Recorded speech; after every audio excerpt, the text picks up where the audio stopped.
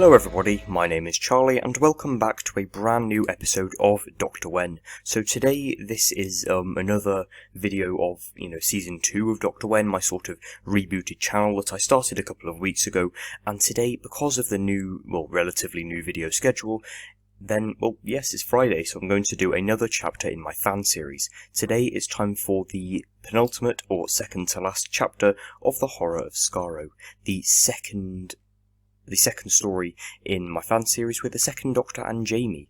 So basically, this one's going to be set a bit further on from the last chapter, with a huge cliffhanger being that they've just ran into a room full of a huge army of Daleks, and the Shrouded One, who is actually the Minister of War, the leader. So yes, it's quite an intense cliffhanger, but this one does kind of divert from the events of that, and I think this one has a pretty cool cliffhanger at the end. I've actually just written this, and I'm recording this on Thursday, the day before it's released, and yes, I've really enjoyed writing this, so I'd love to hear some feedback on this chapter and the story as a whole so far, and yes, maybe even give some theories as to what will happen next chapter. I'd like to hear that, because I think it'd be quite interesting to read some of the theories as well. I might even be able to make a video on it, who knows. So anyway, without further ado, let's get into this chapter, and I hope you enjoy. So, this is Chapter 5 of the Horror of Skaro. He pushed open the nearest door, and, unfortunately, wasn't an armoury at all. Instead, it was a colossal room, 50 times the size of a hangar. The floor was completely coated in Daleks, of every type, class, and weapon type. Above the army levitated a figure in obsidian spiky armour. "Hello, Doctor. My name is the Shrouded One. We haven't met yet. You may know me as the Minister of War." 2 months later. The Doctor's arms ached. His head ached. In the 9 weeks since he'd been captured, everything had always ached. His shallow breath was visible in the freezing room, plumes of it touching the rusty ceiling and disappearing. "Excuse me," the Doctor spoke, rather cheerily, given his circumstances. "Would you please let me out of this incredibly well-crafted contraption? I'd love to be free so I can destroy you and your wretched empire." A figure in spiky, charcoal-coloured armour turned to look at him. The man spoke in a low, gravelly voice. "You shall not be let out until the fault is complete. Until then, you shall remain in that machine." The Doctor sighed. The Minister had told him that same line for 61 days now, and it was getting rather tiring. In that time, the Doctor had given up all hope of being rescued, let alone escaping himself.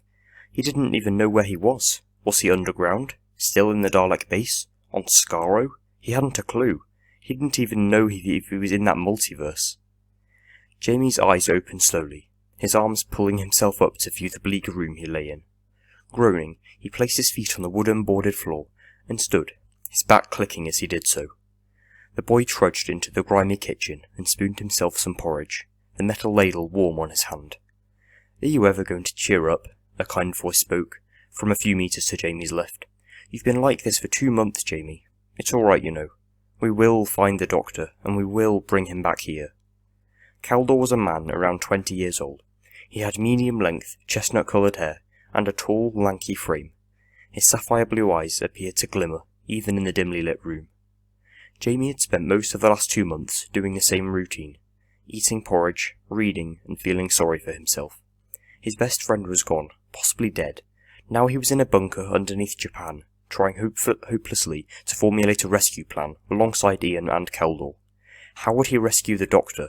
And what was the Time Lord even alive? He had no clue. "Doctor," the Minister shouted, "recite to me the events of November the 19th, 1968. The Doctor groaned. He'd made him do this whilst being tortured for the first week of imprisonment, and that question only brought back painful memories. Nevertheless, he recited. "Ian, Jamie, Caldor and I broke into your compound. We found you and your army in a room. I was captured, the others escaped on a boat due west to Japan. They're presumably in a base somewhere underneath Japan, I don't quite know." The Doctor cried. Psychological torture. He hated it. It was completely awful. Suddenly, purple tendrils of energy began to crackle at the Minister's fingers. "Just to let you know, Doctor, this is nothing personal." His hand touched the Doctor's back, and then the screaming started. Ian sat down in his small, damp bedroom, and stared at the one possession he still had, scrolling through the endless weapon designs on his laptop. He also saw battle plans, war strategies, anything to do with the painful memories of the rebellion he once had. He finally reached the one he was looking for. Operation Delta, the plan where Alanto became a Dalek spy, found weak points in the Daleks' compound, and reported back to the rebellion. Well, that plan backfired horribly, Ian chuckled to himself quietly. Alanto had been wrong, and it had almost costed them their lives. If she were right, then they wouldn't have been shot by a Dalek. Zraulos would never have died, or the Shrouded One may be dead. Hey, Keldor spoke, leaning on the edge of the doorframe, attempting to make small talk. Still hear nothing from Alanto? Unfortunately not, Ian admitted. She was our one hope, the one that could help us rescue the Doctor. If we tried now, it would be suicide. The two walked back into the sitting room, where Jamie sat flicking through an old manuscript. His eyes were cold, sad, and lacked energy. I remember one time, Jamie began, reciting another one of his adventures with the Doctor.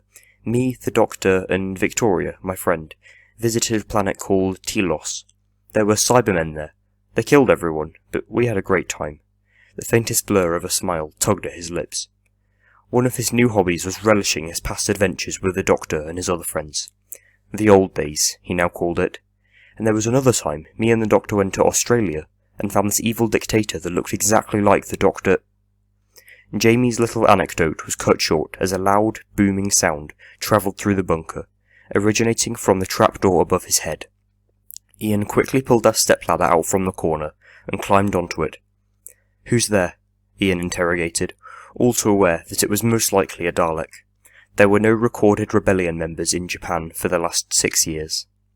Miraculously, a female human voice sounded from the vertical tunnel they were underneath. "It's me, Ian. Alanto." Keldor glanced at Ian, a gleam in his eye. "Would you please mind letting me in? I have a plan. In 24 hours, the Doctor will be with us." The Doctor's back stung as he attempted to speak once more. Nothing more than a whimper escaped his lips. This had been his routine for the last 62 days, reciting the events of that cursed November day, being tortured for hours, and spending all day and night regaining consciousness and repeating the cycle. The Doctor still had no clue what the fault was, or what the Minister's plan was, or where the man was, for that matter. At this point he was too afraid to ask. He was scared, in pain, and most of all angry. If he were to completely die, no regenerations, he would want it to be in an ultimate sacrifice, a raging inferno, not dwindle out as a candle. Suddenly, a booming noise vibrated through the room, sending showers of dust tumbling down. It appeared to be coming from a black metal door in front of him. The booming noise happened another 3 times, each creating a larger dent in the door. Finally, the door gave, and in came the person he'd never been happier to see. Jamie. To be continued, so yes, I told you that would be a pretty good cliffhanger, and I'm pretty sure I kept that promise. I really enjoyed writing that, and that's probably my favourite chapter of the entire fan series so far, Count Your Shadows included. I really enjoyed that. So yes, let me know what you thought of that in the comments. I'd love to hear your appreciation, and perhaps constructive criticism, I wouldn't mind either. And yes, so my next video will be in a couple of days' time on Sunday, where I review the 3rd Doctor story, The Daemons. I've been wanting to do this for a while, and finally I'll be able to, so that was going to be quite good. So, yes, I hope you've enjoyed this, and I will see you on Sunday. Goodbye.